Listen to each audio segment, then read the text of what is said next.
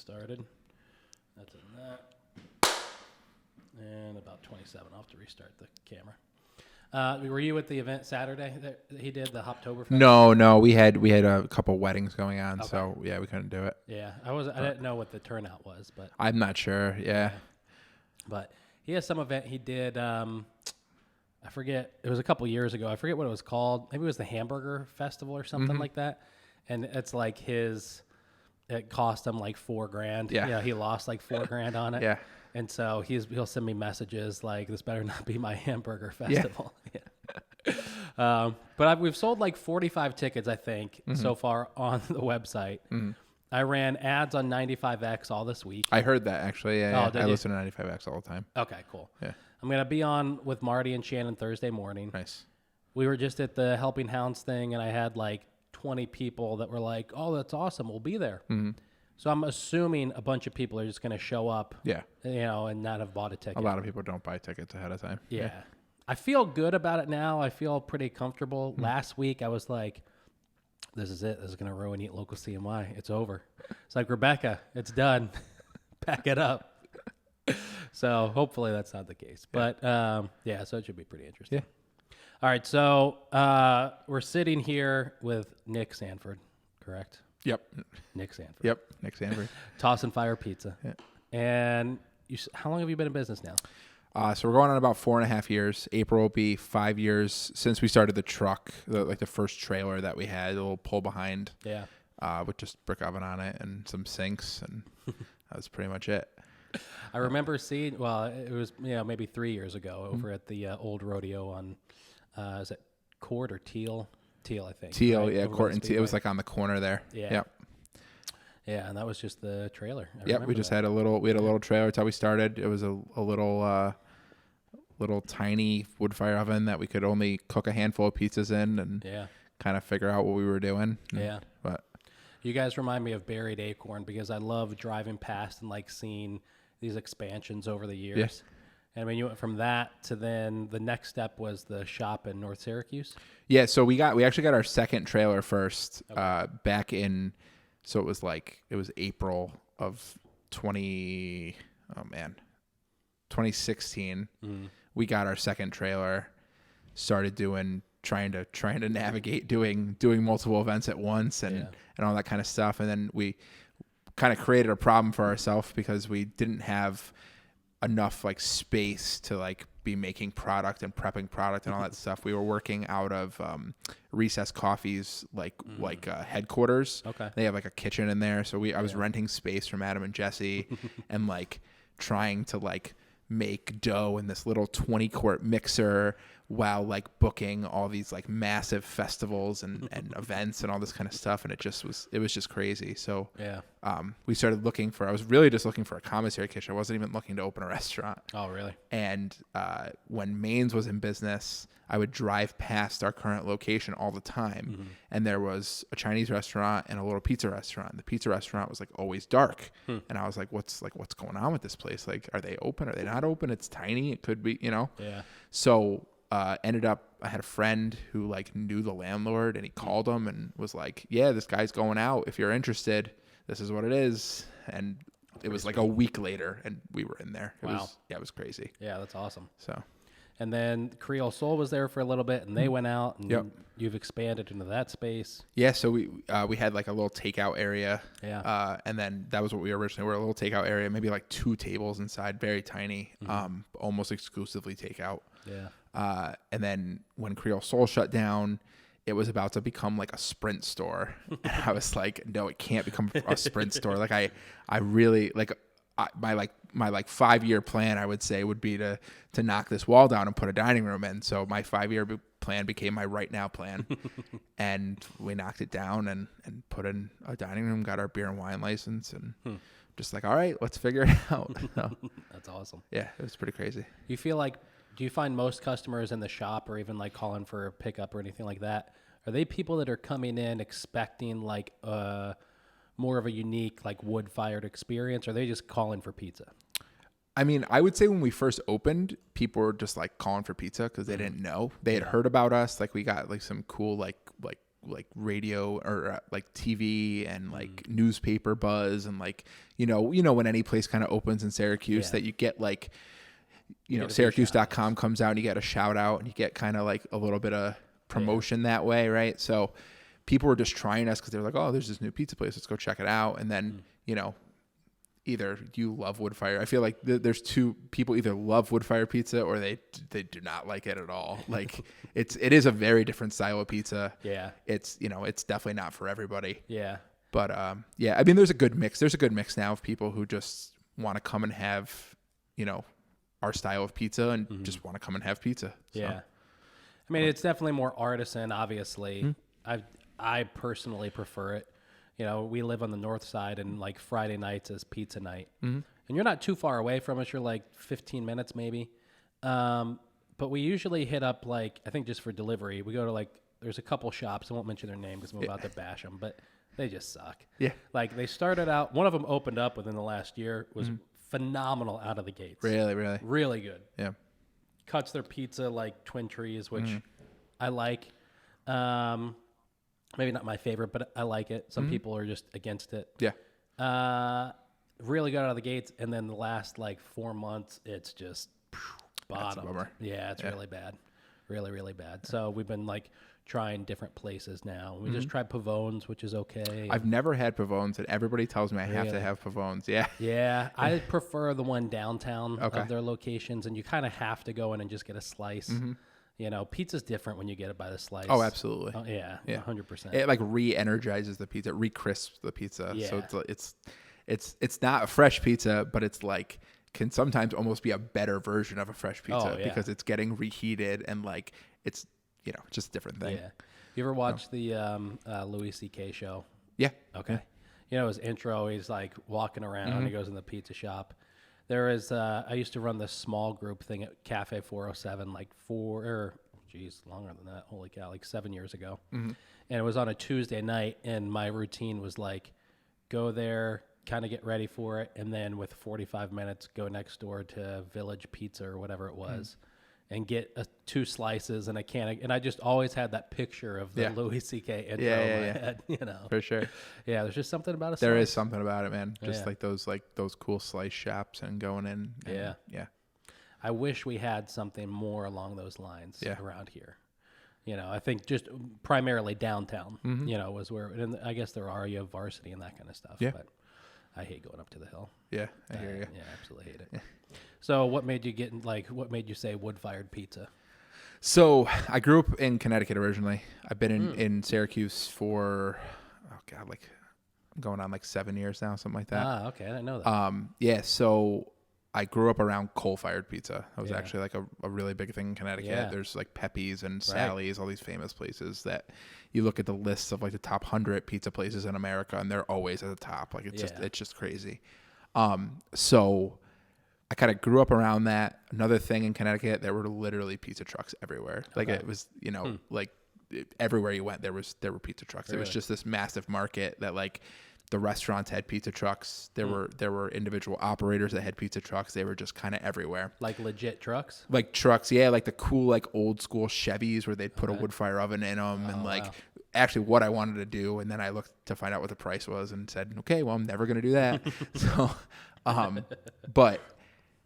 So they were just it was just kind of a common thing. So I moved up here and kind of quickly realized that there was not any mobile wood fire pizza in Syracuse. And I was like, that's crazy. Was there any wood fired at the time? Ironwood was the only place and they were mobile. And then I guess they shut down and went to the restaurant. So there was literally it was just such a underdeveloped thing in the area. Yeah. Where I had been around it forever. It was just such a common thing for me. Yeah.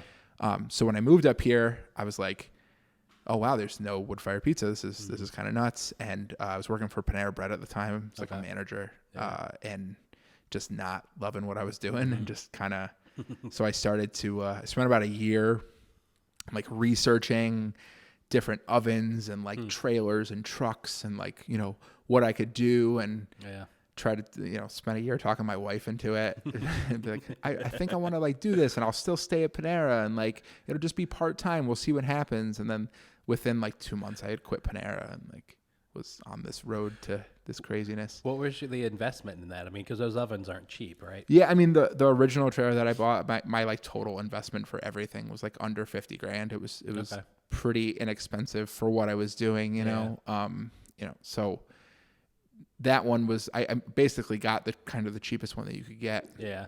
And did it that way, and was, it was more for me. It was spend less on the trailer and kind of figure out what I'm doing before I kind of make any kind of like life altering investment or like take out loans and all that kind of stuff. Yeah, buy the trailer and wait. Yeah. Yeah. So. So if you don't mind me asking, did you have that just under 50,000 saved? Did you go out and get a loan to start this? No, I did it like the worst way you're supposed to. So I had good credit at the time, so I just created the LLC for the business, and then I was able to just get business credit cards, which is literally what everyone will tell you not to do. Yeah. So I took those business credit cards that gave me a year or 9 months or whatever of 0% interest. That's cool. Yeah. And I bought a trailer, and luckily it worked out. I mean, I could have put myself in a really bad situation, but yeah. Yeah, and a lot of people have from doing that. Yeah, and I did, but it was one of those things like I didn't have anybody to go ask money for. I did, I don't have a rich family. I didn't have, any of that stuff. So it was like, I'm either going to do it and see what happens, or I'm not going to do it. So it was just went for it. Yeah. I'm always curious about those way that people get that stuff started. Yeah. You probably don't hear that story as often because most people won't tell you to do that. But it was definitely probably a more risky way to do it. Yeah. Did you grow up, what did your parents do? Did they grow up in the industry or anything like that? Not at all, actually. My dad was an electrician. My mom was like a nurse for a while. Okay. Not really at all. It was my first job was in a pizzeria. I was 14. There's a place I used to walk to from my house. Yeah. Get a slice, whatever. It was just a place that I went to, and there was a lady there named Barbara who would be like, "Hey Nick, how are you?" We'd start talking because you go there all the time. Yeah. And then she'd be like, "Are you interested in bussing tables?" I was 14. I was like, "Yeah, sure, absolutely. $5 an hour, cash. I'm in."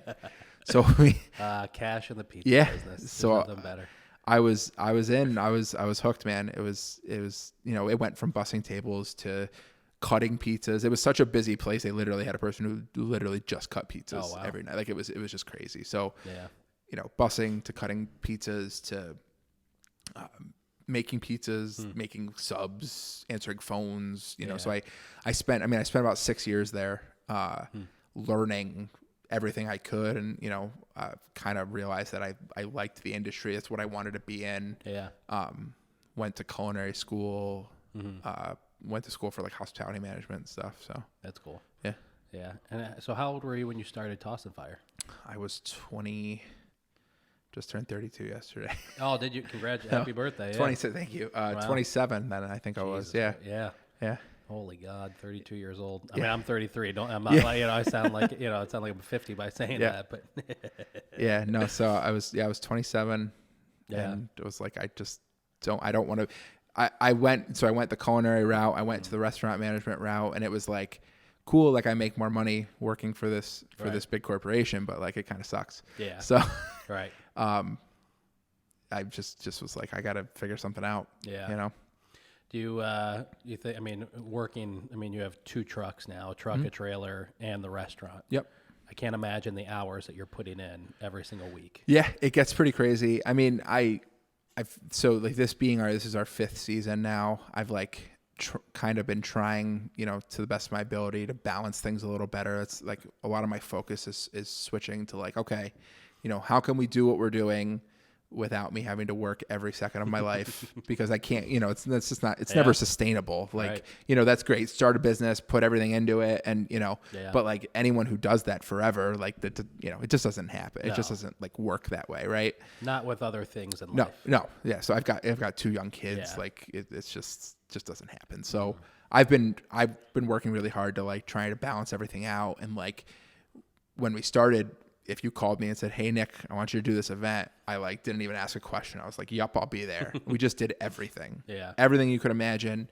A lot of winners, a lot of losers though. Yeah. And it just, now I kind of say, okay, hey, I need these questions answered. I need to make X amount of money in order to make this worth my time. Yeah.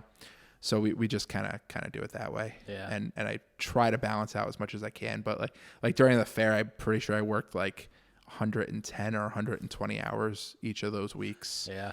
And was an actual zombie. Yeah. Like I was there I was at the shop getting things to go to the fair at 7 a.m. every day, and I was finishing at like 11 or 12 at night. Wow. Yeah, it was crazy. Yeah. It's not really it's not a glamorous life. No, not at all. Yeah. Not at all. People look at it and they're like, oh, wow, look at the truck, and they're really busy. They have a big line, but they're not seeing the prep time and the paperwork and just everything that goes into it. There's just so much. Yeah. But do you have an ultimate goal for the business, or? It's always changing. Yeah, I mean, not really, man. I people ask us if we're going to open more locations and any of that kind of stuff, and I'm like, I don't really plan on it, but you never know, man. I didn't necessarily plan on having the location we have now, and very happy that we do. And it's just kind of been a natural progression for what we've been doing. Mm-hmm. So yeah, I mean, there's been in today's world, I was just talking to Tim. Actually, that podcast is out this week, but I was just talking to Tim from the Tailor and the Cook, and him and his business partner had Utica bread, and they sold it. They just recently sold it, I think, like within the last month or two. I don't know exactly, but I mean, he was saying like there's no way I could continue to like run both. Yeah. I mean, those are two very separate businesses, but there's just no way. And he and I were talking about, is it possible today for a local restaurant to have pop up with all these locations, And I think it is, depending on, the type of food you're serving. Yeah. Pizza's great, right? It's typically a higher margin than, like a fancier sit down place or whatever. But it's like there's chains, a local chain, but Core, who's opened up like 100 locations in the last, all over the country. Yeah. I mean, the fact that Panera people. Yeah, right. Yeah. I say that to Rebecca every time. We go into Core. When her and I Rebecca's a dietitian, and she, in the beginning, it was like she wanted to go to Core all the time. And she used to live over near there, and then now, we live together at, the house I have over in the north side, and so Core isn't that close. But she used to always want to go to Core. But every time that we would go to Core, there was like 50 people in line. Yeah. And I hate that. Yeah. I'll go out to eat at times like earlier or later specifically to avoid a line. Yep. And so I was like, we're not going to Core anymore. We're not doing it. Now all of a sudden, the past like month, we've been going on Sundays. And every time we walk in there, I'm like, these people used to work at Panera, and they had Jolame, and it went bust, and now, or they changed, it just wasn't working, and now they have this. Yeah. And it's just exploded. It's definitely exploded. They've got a really great concept. Yeah. And they've got the right people kind of to scale it. They got somebody who was like the number 3 in Panera. Yeah. Who's like from Cicero, and he like went in there, and like he's like I think he's a part owner. I don't know the whole deal, but he's the person to scale a business like that. Like, so when I heard that was happening, I was like, oh my God, this company's going to be massive. Like it's just, they've got all the pieces, and they're in a market that is just really hot right now. Oh yeah. So. Yeah, I used to talk trash about them like 3 years ago when we first started. Yeah, because I'm pretty sure that was like right when Core started, and it, like they were saying out of the gates, we're gonna have. It was like in August that they opened, and they were like, we're gonna have 50 other locations by the end of the year. What do you mean? Screw you! You're gonna have 50 locations by the end of the year. And here they are. Yeah, exactly. It's pretty wild. So what do you think is like one of the? I mean, I don't know if you ever think about this. I mean, you guys are running obviously, but. Do you ever like have to stop and think about separating yourself or distinguishing yourself from all the other wood-fired places in town? Yeah, I mean, I think that we've always been different enough from I have a lot of respect for what all these other guys are doing. Yeah. I'm a huge fan of a pizza. I think that Paul does an amazing job, and he's just like one of the ridiculously most nice people, nicest people I've ever met. Right. I think everybody kind of has their thing and does well at it. And that's what I try to just do our thing and, be who we are, we're the salt potato pizza people. Right. That's kind of our thing. We try to be, I've always been like, hey, let's make like super unique pizzas. Let's like, let's try to, let's just try to be different from everybody. Cause I just think that's cool. Yeah. So. I keep trying to, and I don't know if Kyle's going to listen to this or not. I think he listens to it, but I keep trying to get Kyle to bring you kimchi and make a kimchi salt potato pizza. Yeah. Wouldn't that be amazing? We could try it. Try anything. The kimchi salt potatoes that he makes at Kasai are amazing. Yeah. I'm pretty sure they make their own kimchi. But I just think that would be, actually, we're like, right when you first said, we're going to do the party, I immediately got on Facebook Messenger and I was like, Kyle, I will pay you for the kimchi. Just give me a tub of it so I can bring to Nick and get him to make this. And he never responded. No. So, but when I first mentioned it to him like 2 months ago, and he said that week someone else, he was like, so maybe it's mention it. He's like, maybe that's a sign. Maybe we need to do it. That would be a good. Yeah. And you're both with Carter. I'm down for mashing up things. Yeah, that would sure. be awesome. Are you kidding me? Yeah. Do like a co-event. Yeah. If this one works out, maybe I'll sponsor that. Yeah, there you go. Yeah, it's. I mean, when you first started Toss and Fire, besides Ironwood, there was like not really anybody else, and then now I feel like they're just popping up. Yeah, no, I mean it's kind of a natural progression of that.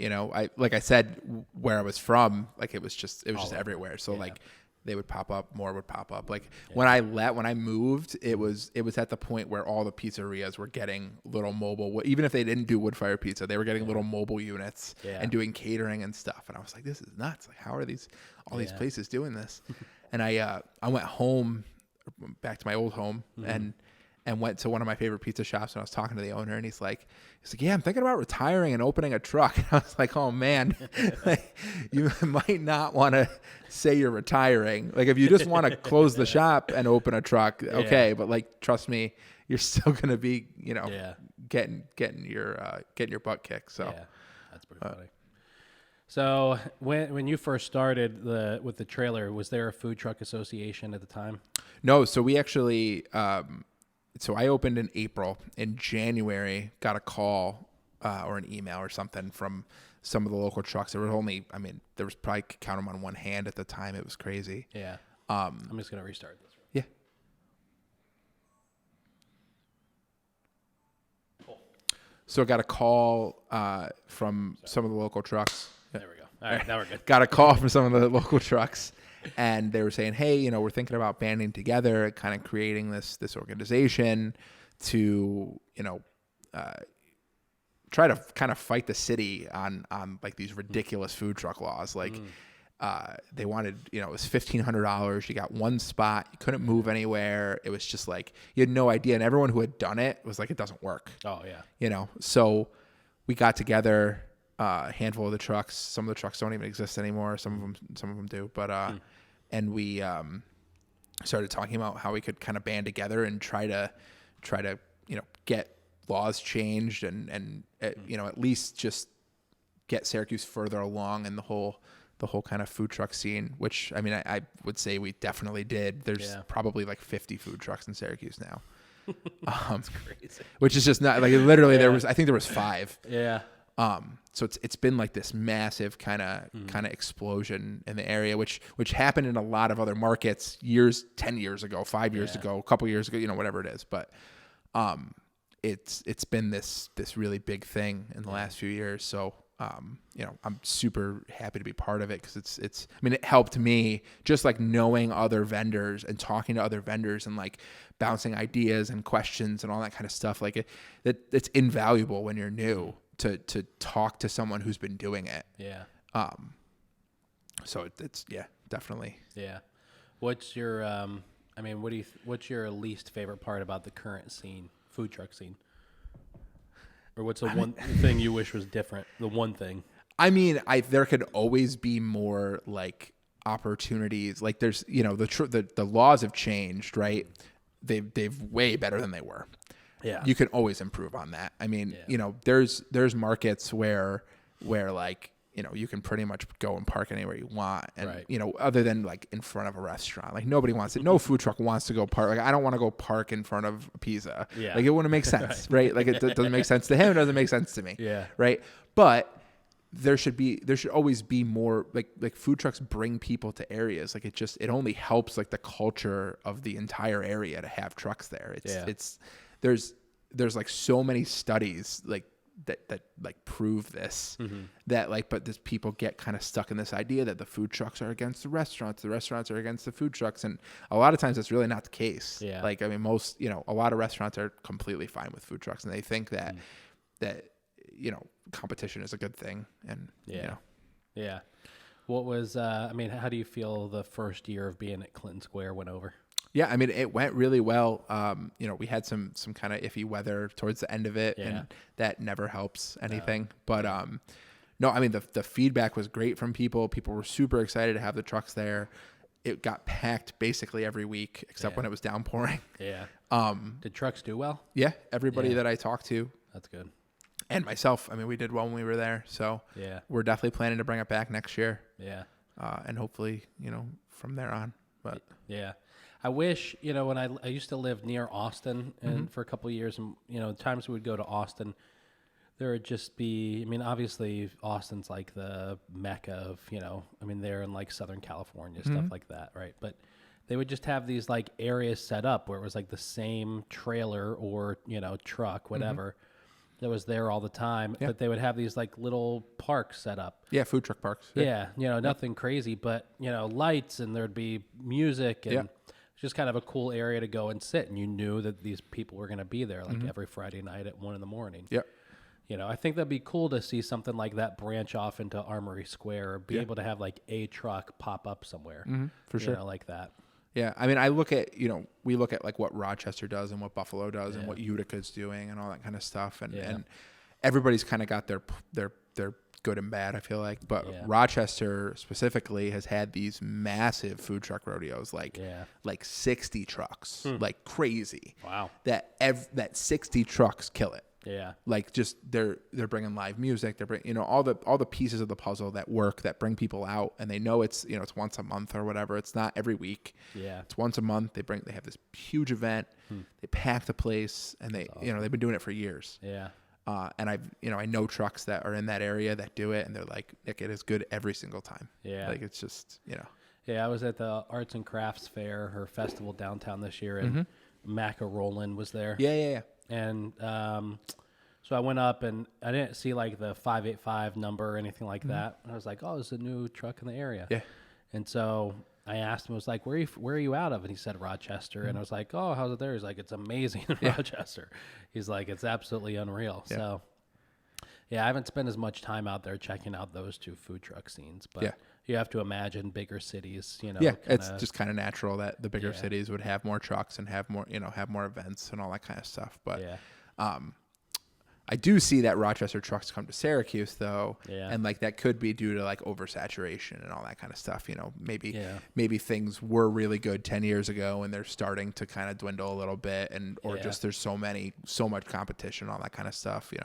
That's another thing that's kind of a natural kind of progression of anything, any item or scene or thing that kind of explodes like that so quickly is going to have that kind of stuff happen. Yeah.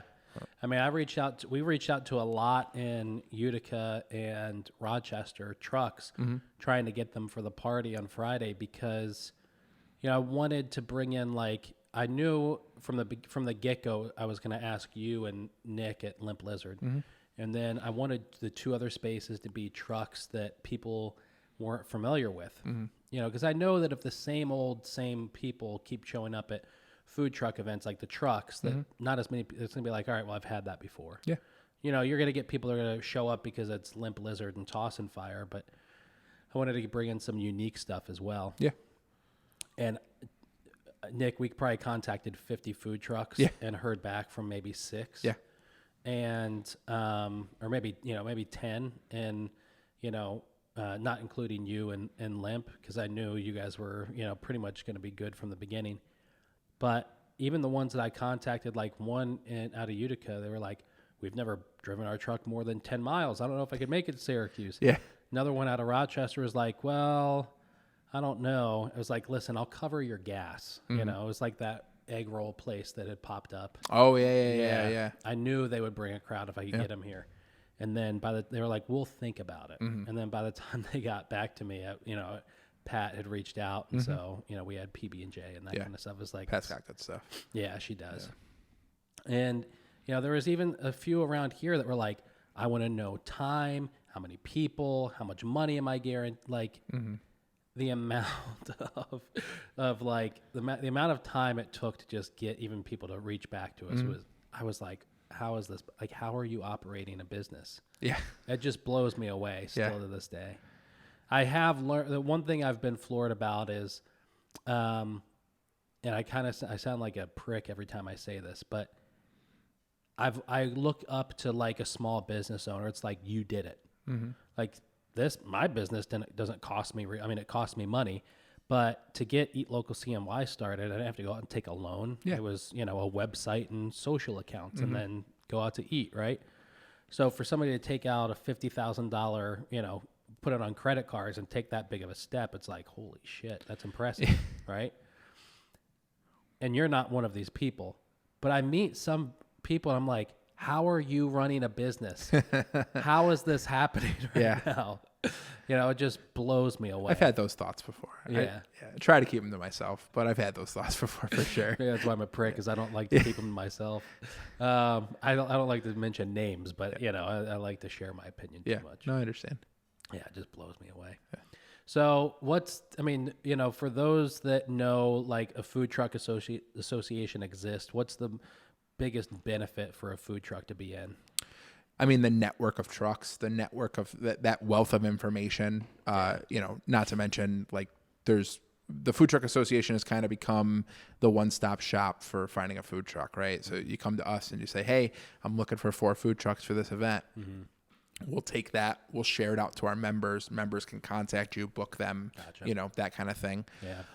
So that kind of turns into corporate lunches and different events and potentially catering and all that kind of stuff. So for me, it's the network of trucks. It's the network of people seeing what people do for, like, their brand and their truck and their, you know, and talking to those people and bouncing ideas off those people. And, like, I mean, to this day, I'm still learning new things and how to navigate this, like, whole landscape. So it's, to me, that like benefit never goes away. Yeah. So we can take this part out if you want, but do you want to talk at all about the split? Not really. Okay. No. I'll talk to you privately about it. Yeah, for sure. Yeah. Well, off the record, I think it's complete bullshit. Yeah, so, I have a lot of off the record things to say about it. Yeah. We'll see what that. All right, I want to make sure we have enough time to talk about that off the record. Yeah. So let me ask: you? I don't know if you ever say to yourself, "I'm successful" or not, you know, yet, but. I mean, obviously there's a pretty good level of success for having as much growth as you have in, you know, these, you know, last few years. So how do you make, like, I love that you're with Carter, because Josh does, it's Josh Carter, right? It is Josh. Yeah. I always forget the brother. It makes the brothers mixed up. Yeah. But he does such a great job. They do. All across the board. Mm-hmm. So I'm sure you're getting hit up by a lot of people that are like iPhone warrior social media managers. Mm-hmm. I'm just curious, because, you know, I like to know people's decision process. Well, did you get hit up by a bunch of people throughout, like, the last years? Like, we do. We get contacted by people a lot of times. I tried. So I used to do all my social media, do all my own stuff. And like, consistent with it. If you talk to anybody who's like, they would be like, Nick, how are you doing this? And I was like, I don't sleep. I don't know. Like, I just don't, you know. And I get burned out by it. You know, it's just too much. It's too much to, like, creating content and, like, writing posts and all this kind. It's like its own job. As you very, very much know, right? So, like, trying to do that, make pizzas, book events, you know, do all the things that we do, it was just too much. So I tried a couple of people. I had some not so good experiences. Dennis Fernando, who does holy cow, he's video talented. and pictures and stuff for Carter, did some stuff for my buddies at Biblos. Oh, okay. And I had him come do a video for me. I was wondering who took those pictures. Dennis does all our pictures. Yeah. He took a video for me, and I was like, "Can I swear on this?" Is that for sure. I was like, "Holy shit, dude!" Yeah. Like, yeah. you're like, it was just stupid good. He's super talented. Yeah. I've never seen someone like I don't know. It's just been quality content like nonstop, right? So he did this video for me. I loved it.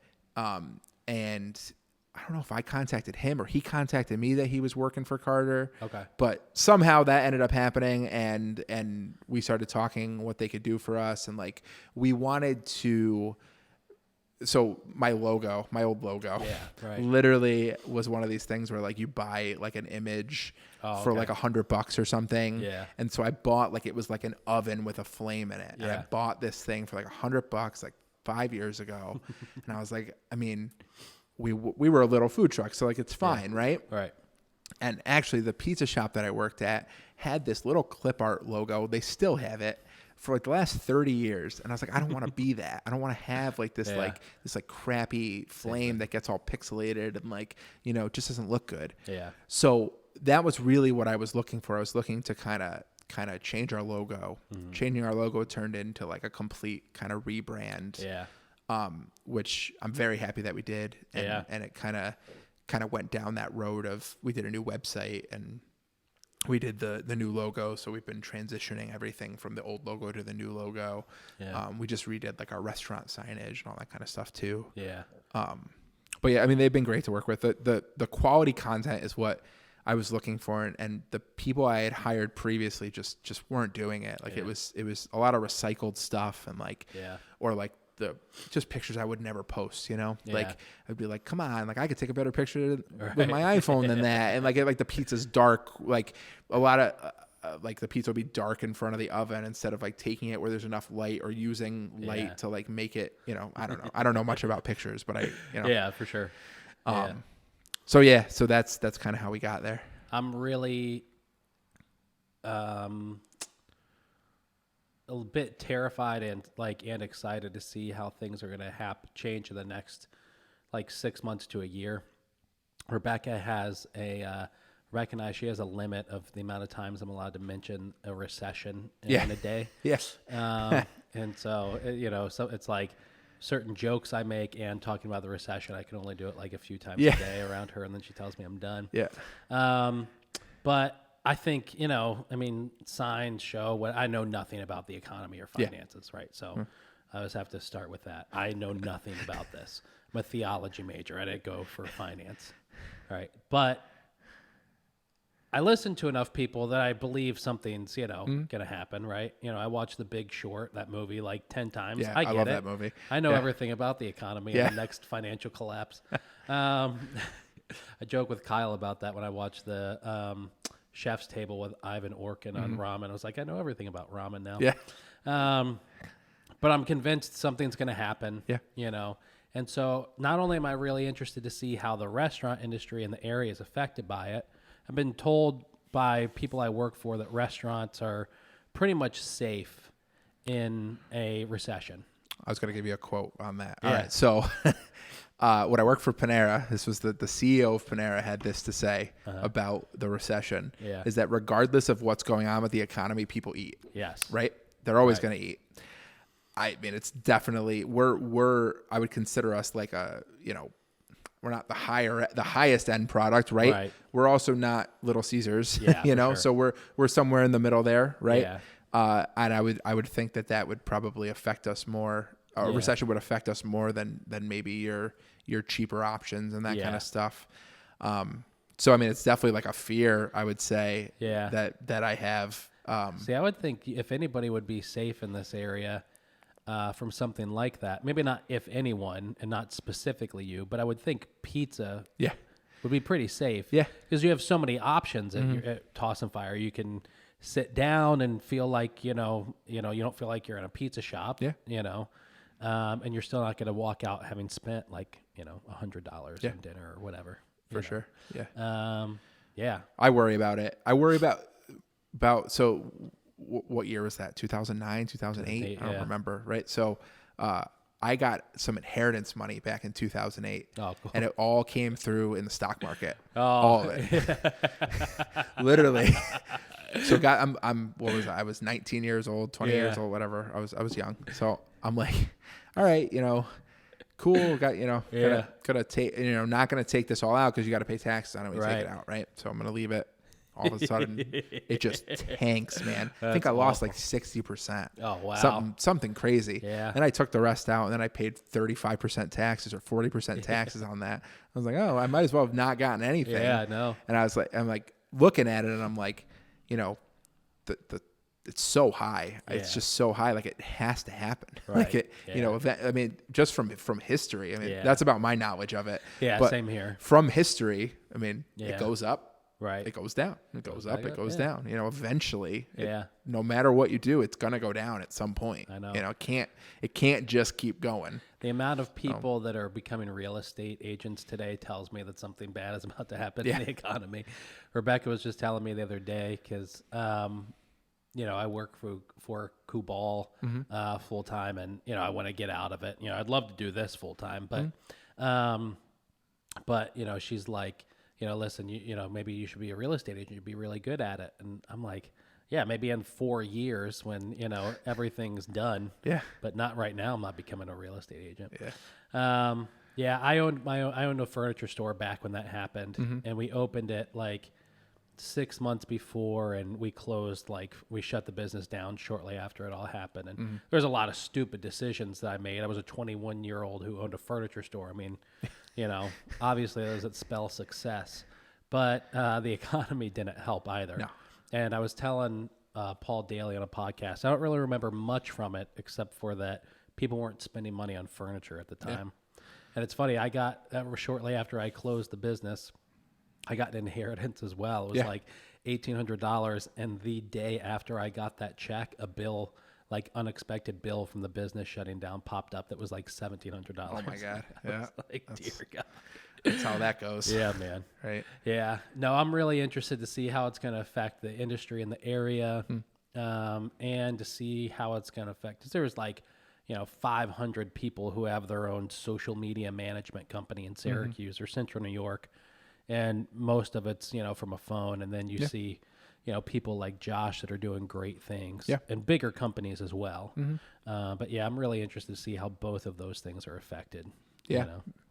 Yeah. I don't know. What's the first thing that a restaurant cuts when they're in a recession? I'll have to tell you when I'm in the recession. I know. Yeah. I have a feeling it's going to be marketing. Yeah. Not for you, but I think, just for most people and most business owners, that's probably one of the first areas that goes. If I had to guess, I don't know for sure. But hopefully more people want to save money and buy the Eat Local CNY card when all that happens. Sure. Yeah. That's the goal. That's part of it. Yeah. Well, Nick, thanks so much for taking the time to be on the podcast. Of course, man. Thanks for having me. Yeah. All right. We'll talk to you later. Awesome.